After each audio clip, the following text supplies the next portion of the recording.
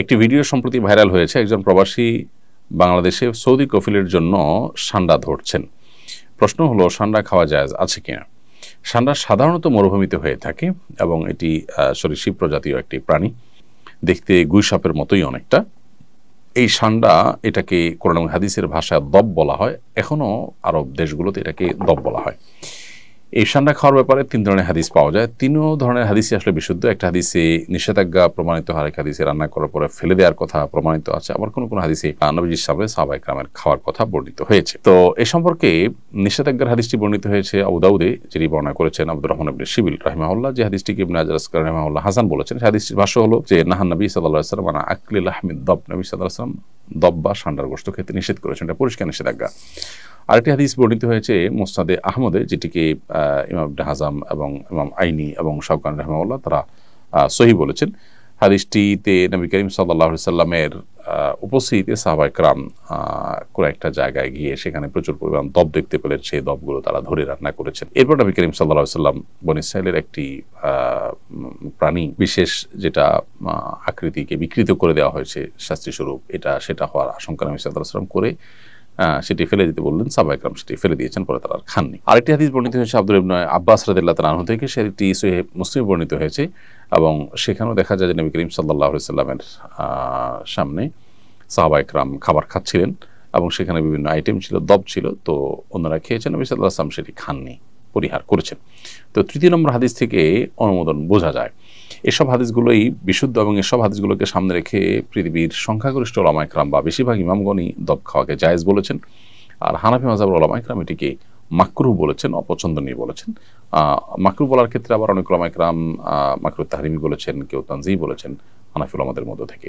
তো বেশিরভাগ ওলামায়ে কেরাম এটি খাওয়াকে জায়েজ বলেছেন। কারোর রুচিতে নাবাদ তিনি না খেলেন, সেটা সম্পূর্ণ ভিন্ন বিষয়।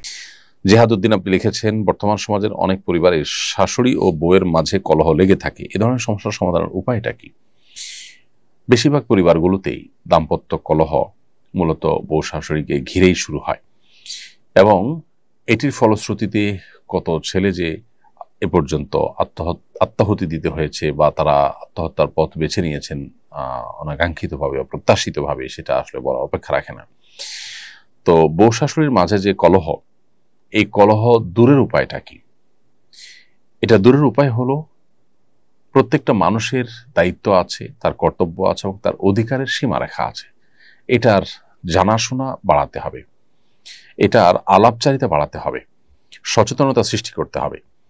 আমাদের দেশে যারা মারা সন্তানকে অনেক বেশি ভালোবাসেন, সবার চেয়ে বেশি ভালোবাসেন সন্দেহাতীতভাবে।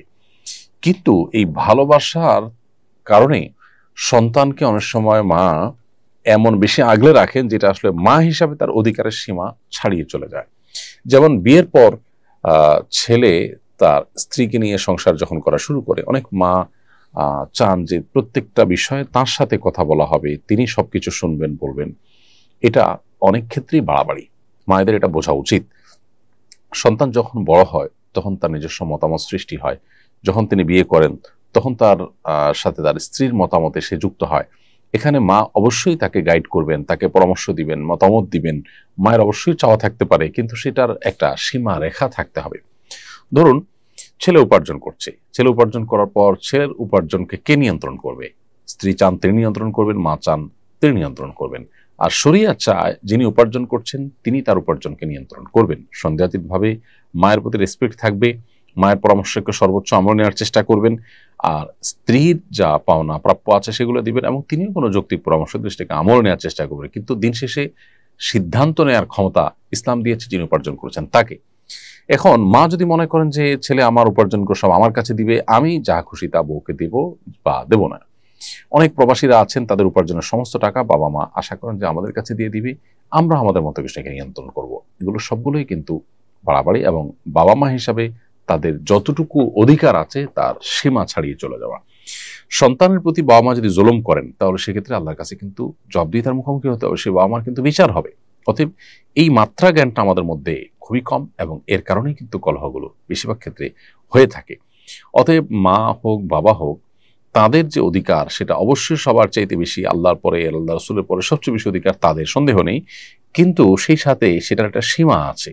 শরীয়ত একটা সীমানা দিয়েছে, সো সেই সীমাটা আমাদেরকে মেনটেন করে চলতে হবে। একই কথা স্ত্রীর ক্ষেত্রে প্রযোজ্য। আপনার স্বামী উপার্জন করে আনছেন, এখন কি করবেন না করবেন, কাকে দিবেন না দিবেন সব আপনি দেখবেন না, এটা একেবারে অযৌক্তিক কাজ। আপনার প্রাপ্য অধিকারটা পাচ্ছেন কিনা, আপনার ভরণ পোষণ যথাযথ পাচ্ছেন কিনা, মাও দেখবেন যে মারটা পাচ্ছেন কিনা। যদি নিজেরটা পান, এরপরে বাকি টাকাটা যিনি উপার্জন করছেন তার একান্ত আপনার স্বাধীন ইচ্ছা ব্যবহার করে তিনি যা খুশি করবেন, কিন্তু আপনি সেখানে শুধুমাত্র পরামর্শ দিবেন, ইনপুট দিবেন এবং দোয়া করবেন। স্ত্রীগণ যারা আছেন যদি মনে করেন যে স্বামী ভুল পথে আছেন, তাহলে সেক্ষেত্রে আল্লাহর কাছে চোখের পানি ফেলে দোয়া করেন।